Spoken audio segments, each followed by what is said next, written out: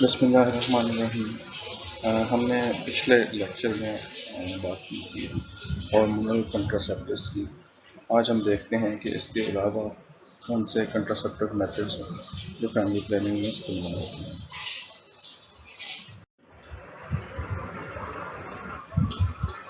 تو جو میتھڈز ہم نے پہلے ڈسکس کیے ہیں جن میں انٹرايوٹرائن ڈیوائسز اور بیریئر میتھڈز، اس میں فزیکل کیمیکل اور کمبینیشن آف ٹو، اس کے بعد ہم نے ہارمونل کنٹراسیپٹیو میتھڈز کی بات کی ہے۔ ان کے علاوہ چند اور میتھڈز ہیں جو کنٹراسیپشن کے لیے یوز ہو سکتے ہیں۔ تو یہ مسلینیس میتھڈز جو ہیں ان میں سب سے پہلے تو ایبسٹیننس ہے۔ Obviously, if you want to avoid pregnancy, you can do it best by not having a sexual intercourse.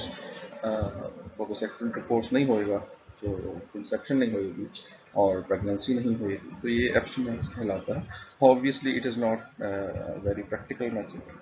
The second method which comes under the heading of miscellaneous methods is coitus interruptus. اس میں یہ ہوتا ہے کہ after the sexual intercourse and just before the ejaculation, the penis is withdrawn from vagina and ejaculate جو ہے وہ is done outside the vagina. That is called coitus interruptus. تو یہ بھی ایک میتھڈ ہے۔ Again, this is not a very practical method. پھر ایک ردم میتھڈ ہوتا ہے۔ We know that آپ پڑھ چکے ہیں پیڈنٹالوجی میں کہ ovulation occurs during the days 12 to 14 of menstrual cycle roughly. تو جب یہ معلوم ہو کہ ان دنوں میں اوویولیشن ہوتی ہے تو ان دنوں میں by avoiding intercourse you can avoid pregnancy. But یہ صرف انہی دنوں میں نہیں ہے۔ We know that sperm can survive inside the vagina or uterus for 5 days, for up to 5 days. تو 5 دن پہلے اس سے جو ہے اوویولیشن کے ٹائم سے وہ بھی اس میں شامل کرنا ہوتا ہے۔ تو یہ ردم میتھڈ ہے، اس کے لیے ضروری ہوتا ہے کہ the woman should be aware of menstrual cycle، اس کو پتہ ہو کہ ایوریج کتنے ڈیز کا ہوتا ہے اور اس حساب سے اس کی اوویولیشن کا ٹائم جو ہے وہ کون سے ڈیز کا بنتا ہے۔ تو avoiding sex on those days can help in contraception. پھر چند اور میتھڈس ہوتے ہیں جن کو نیچرل فیملی پلاننگ میتھڈس کہتے ہیں۔ اس میں ایک بیزل باڈی ٹیمپریچر میتھڈ ہے۔ ہمیں معلوم ہے اور آپ بھی پڑھ چکے ہیں کہ during the ovulation the body temperature is a little raised, and by carefully monitoring her temperature, her body temperature, a woman can guess the time of ovulation, and by avoiding intercourse in that period she can avoid pregnancy. تو یہ bezel body temperature method ہے۔ پھر cervical mucus method, اس کو Billings method یا اوویولیشن method بھی کہتے ہیں۔ وی نو کہ سروائکل میوکس جو ہے اس کی کانسسٹنسی جو ہے اس کی جو تھکنیس یا اس کی جو کنسسٹنسی ہے وہ چینج ہوتی ہے ڈیورنگ دی اوویولیشن پیریڈ۔ اوویولیشن کے دوران میں سروائکل میوکس جو ہوتی ہے وہ تھن ہو جاتی ہے اور it becomes penetrable for sperms.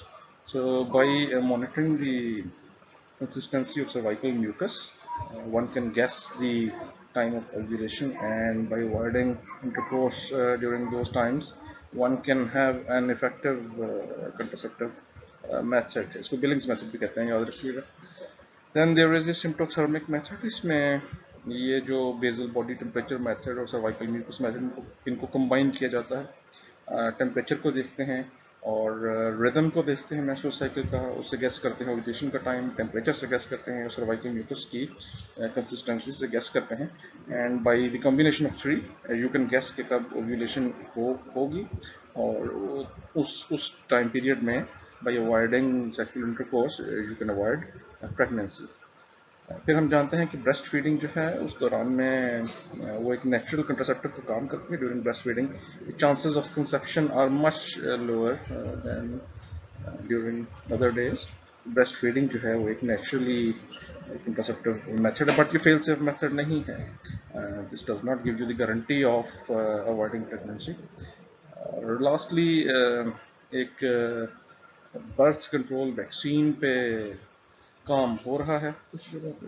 whether or not it will be successful and become available for wider use, it remains to be seen, but it can be another method for contraception. तो ये चंद miscellaneous methods हैं।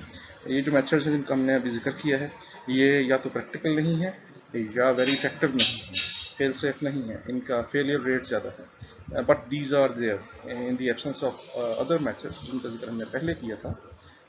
These can be employed to avoid pregnancy.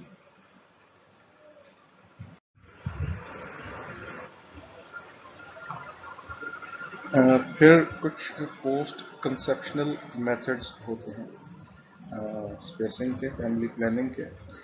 Post conceptional जैसा कि इसके नाम से apparent है, these are used after the conception has occurred, after the fertilisation of the egg has occurred. उसके बाद कंसेप्शन होने के बाद इन मेथड्स को यूज़ किया जा सकता है और किया जाता है। तो इनमें एक मेंस्ट्रुअल रेगुलेशन है, मेंस्ट्रुअल इंडक्शन है, ओरल अबॉर्टिफिकेशन है और अबॉर्शन है बाय अदर मेथड्स। तो इसमें आप कुछ ड्रग्स के थ्रू या कुछ प्रोसीजर्स के थ्रू आप प्रोडक्ट ऑफ कंसेप्शन को रिमूव कर देते हैं फ्रॉम द यूट्रस। ये ड्रग्स भी हो सकती हैं, इसमें प्रोस्टाग्लैंडिन्स यूज़ होते हैं, कुछ हार्मोनल ड्रग्स होती हैं वो यूज़ हो सकती हैं, और ये बाई सम प्रोसीजर भी हो सकती हैं। अब इन मेथड्स की रिलीजियस और एथिकल और लीगल इम्प्लीकेशंस होती हैं, इसलिए ये जानना ज़रूरी है कि आपके कल्चर में इनकी एथिकल, रिलीजियस और लीगल कॉन्सिक्वेंसेस क्या हैं इन मेथड्स के यूज़ करने के, और वेदर और नॉट दे आर अलाउड, और किन सूरतों में इनको अलाउ किया जाता है। ये आप अपने फोरेंसिक मेडिसिन में पढ़ चुके हैं। ये पोस्ट कंसेप्शनल मेथड्स हैं, but these are methods of spacing या प्रिवेंशन ऑफ अनवांटेड प्रेगनेंसी।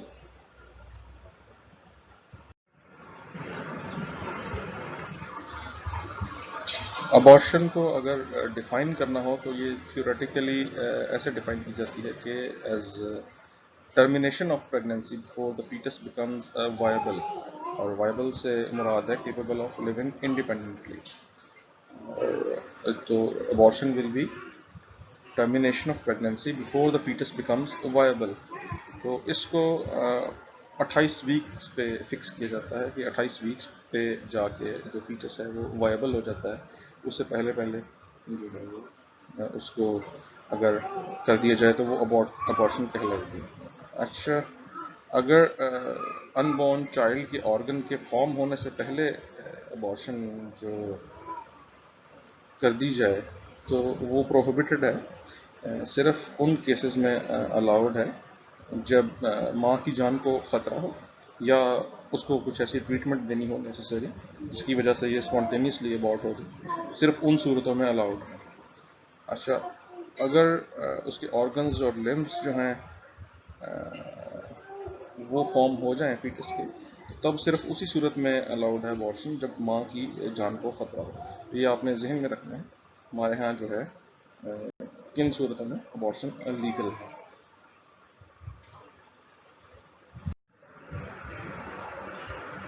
फिर फाइनली हम देखेंगे टर्मिनल मेथड्स ऑफ कंट्रासेप्शन क्या होते हैं। टर्मिनल जैसा कि इनके नाम से ज़ाहिर है, और not temporary methods, these are rather permanent. तो इसमें स्टेरिलाइजेशन का मेथड है, जिसमें मेल स्टेरिलाइजेशन को आप वजेक्टमी बोलते हैं। It can be performed by a trained doctor in primary health care even, और लोकल एनेस्थीसिया में ही हो जाती है वजेक्टमी जो होती है। इसमें करते क्या है कि 1 सेंटीमीटर ऑफ वास डेफरेंस जो है उसको रिमूव कर देते हैं क्लैंप लगाने के बाद, दोनों एंड्स को पिटलाइगेट कर देते हैं और उनको फोल्ड करने के बाद अपने ऑन टू देमसेल्व्स उनको सूचर कर देते हैं। तो दिस इज वजेक्टमी। अच्छा जी, इमीडिएटली आफ्टर द प्रोसीजर जो है सब्जेक्ट स्टीराइल नहीं होता है, approximately 30 ejaculations even after vasectomy has been done। तो 30 ejaculations जो होती हैं उनमें वायबल स्पर्म्स होते हैं, लेकिन 30 ejaculations के बाद वो फिर स्टीराइल हो जाता है। इसलिए आफ्टर वजेक्टमी भी कोई और method of contraception, for example condom, is used to prevent N unwanted pregnancy. Sperm production जो है वजेक्टमी के बाद अफेक्ट नहीं होती है, लेकिन वो इंट्राल्यूमिनली ही फिजोसाइटोज हो जाते हैं। उनकी सिर्फ जो ट्रांसपोर्ट है वो आप उसको इनहिबिट कर देते हैं। 100% افیکٹو میتھڈ آف کنٹراسیپشن ہے اگر ٹھیک طریقے سے کیا جائے. اگر وازیکٹمی جو ہے صحیح سے ہوئی ہو تو یہ 100% افیکٹو ہے, نو failure.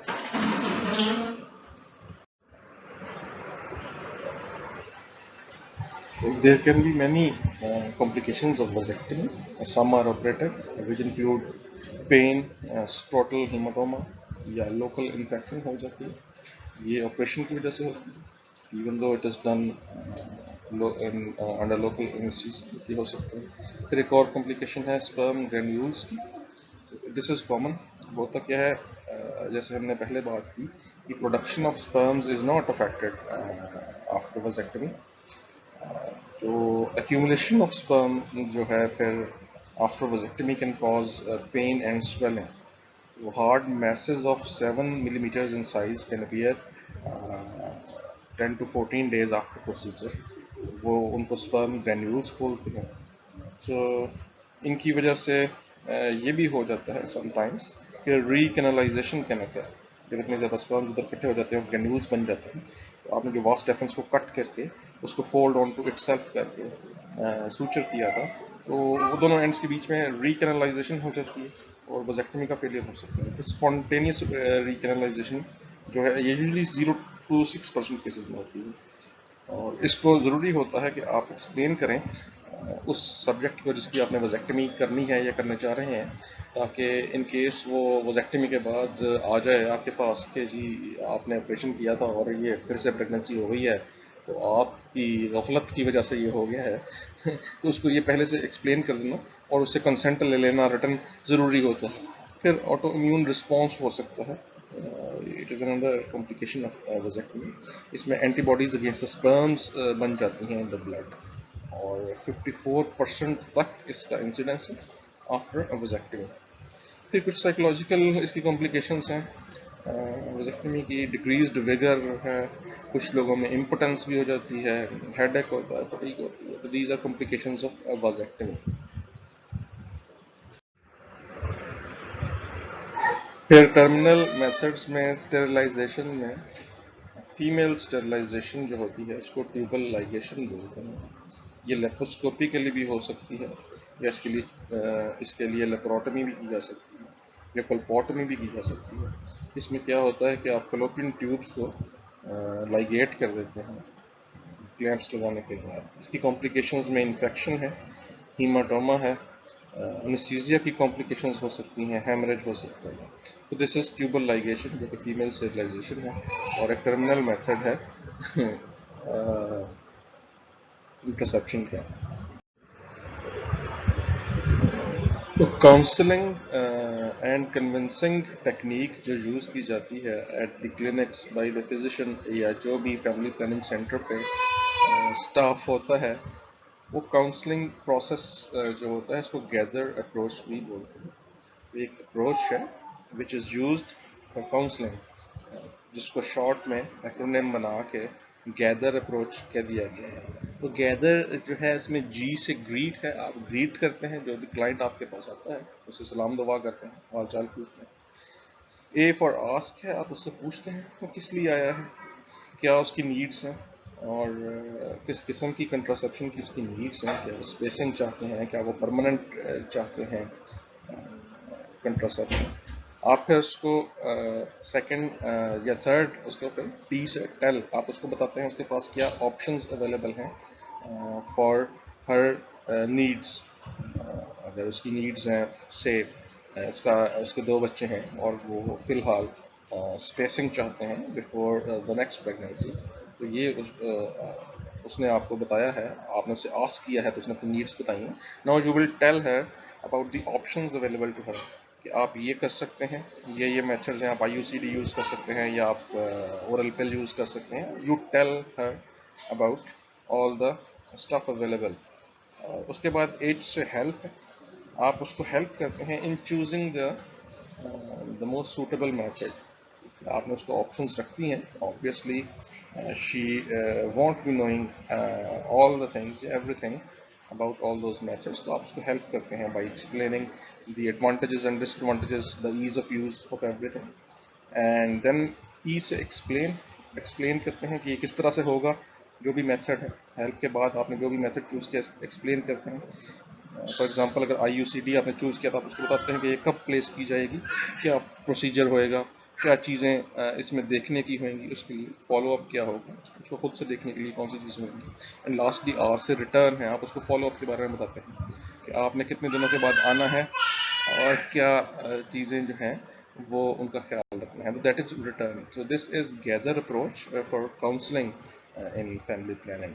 You must remember گیدر approach اکثر پوچھا جاتا ہے وائوا میں بھی اور میں سے بھی. پھر ایک ایس اے ایچ آر سہر اپروچ بھی ہے کاؤنسلنگ کے لیے، فیملی پلاننگ کے لیے. اس میں ایس فار سیلوٹیشن ہے، اے فار اسیس ہے، assess the needs of that particular person, H for help ہے، آپ اس کو ہیلپ کرتے ہیں، آپ کو ری ایشور.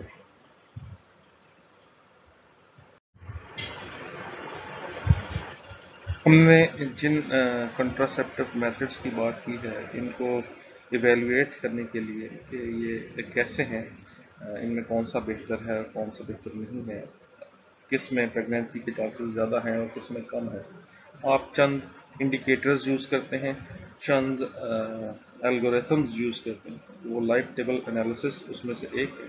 اس میں آپ فیلئر ریٹ کیلکولیٹ کرتے ہیں for each month of use. For example اگر کانڈم کا آپ نے فیلئر ریٹ کیلکولیٹ کرنا ہے تو ایچ منتھ آف یوز کے ساتھ اس کو کیلکولیٹ کرتے ہیں، اور ایک کیومولیٹو فیلئر ریٹ جو ہے وہ ایک حاصل ہو جاتا ہے جو کہ یوز کیا جا سکتا ہے میتھڈس کو آپس میں کمپیئر کرنے کے لیے کہ اگر ایک سال تک کانڈم یوز کیا جائے اور ایک سال تک آئی یو سی ڈی یوز کی جائے، دونوں میں فیلئر ریٹ کیا ہے، کس میں زیادہ ہے اور کس میں کم ہے. یہ لائف ٹیبل انالیسس ہوتے ہیں. پھر ایک پرل انڈیکس ہوتا ہے، یہ بھی ایویلویشن آف کنٹرسیپٹیو میتھڈس کے لیے یوز ہوتا ہے. پرل انڈیکس میں آپ number of failures per 100 women years of exposure سے دیکھتے ہیں. آپ اس سے پہلے ایپیڈیمیولوجی میں پڑھ چکے ہیں پرسن ٹائم کے کانسیپٹ کے بارے میں، تو وہی یہاں پہ اپلیکیبل ہو رہا ہے. 100 ویمن ایئرس آف ایکسپوجر میں آپ نمبر آف فیلئرس لکھتے ہیں تو فیلئر ریٹ پر 100 ویمن ایئرس ہوگا total accidental پریگنینسیز divided by total months of exposure multiplied by 1200. This will be your Pearl index.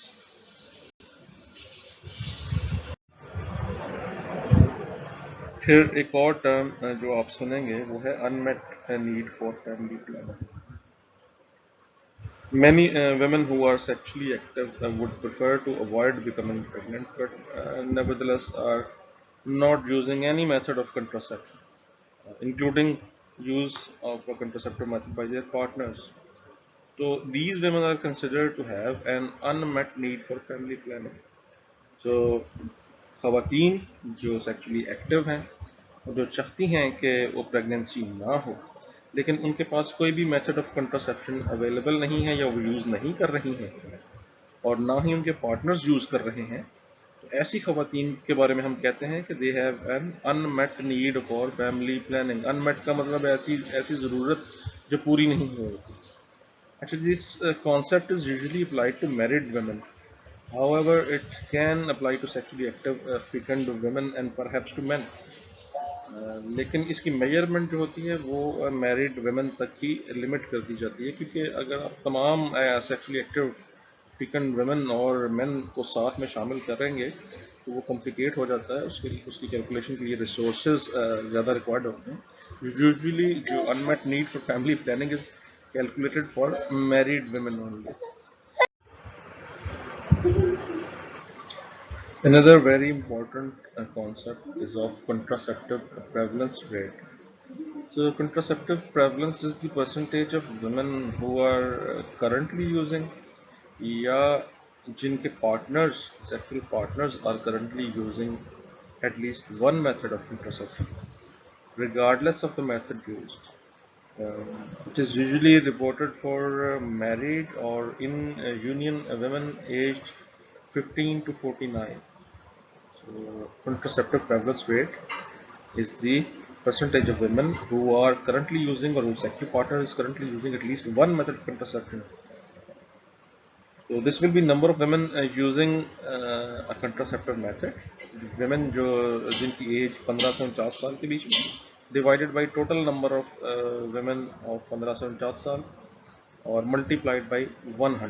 This will be contraceptive prevalence rate. اگر آپ کے پاس سوال آ جائے کہ جی اتنی خواتین ہیں 15 سے 49 سال کی یا ریپروڈکٹیو ایج کی جو کنٹراسیپٹیو میتھڈ یوز کر رہی ہیں، اور ٹوٹل جو تعداد ہے اس کمیونٹی میں ایسی خواتین کی جو 15 سے 49 سال کی ایج کی ہیں یا ریپروڈکٹیو ایج کی ہیں وہ اتنی ہے، تو what will be the contraceptive prevalence rate. تو آپ اس فارمولا سے آپ اس کو کیلکولیٹ کر سکتے ہیں.